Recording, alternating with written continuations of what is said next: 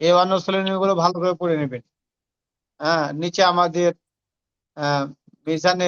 মিশানগুলো কি করতে হবে, পরিচয়, অর্থ সহ দ্রুত বলে যাও।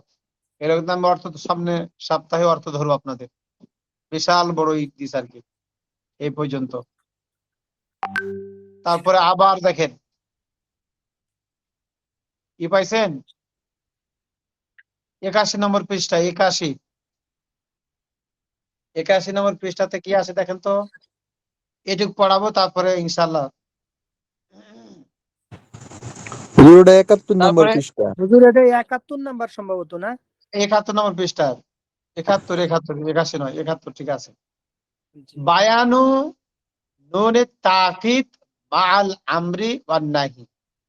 হ্যাঁ, তাহলে কি হবে, আমরের আমর আমর এটা হচ্ছে কি, নাহি সহ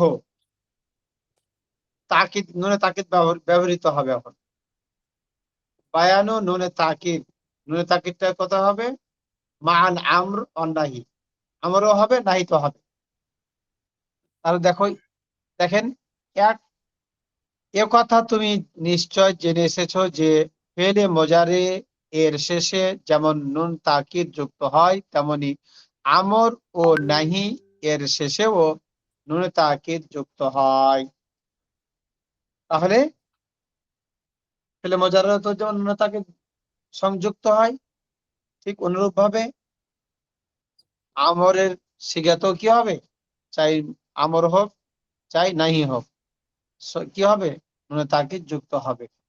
কিন্তু এখানে আমরা নুনে তাকিদ যুক্ত সিলসিলায় আমর ও সিলসিলায় নাহি পেশ করব না, কেননা এর ব্যবহার খুবই কম। বুঝতে পেরেছেন, আসলে খুবই কম, পাওয়া যায় না। ওরকম দুই একটা হঠাৎ পাওয়া যায়, তাছাড়া কি হয় না, ওই মোজারের নুন তাকিদই ব্যবহৃত হয় বেশি। সুতরাং তা মস্ক করার প্রয়োজনও নেই, শুধু জেনে রাখো যাতে কখনো প্রয়োজন হলে কাজে আসে। বুঝা গেল?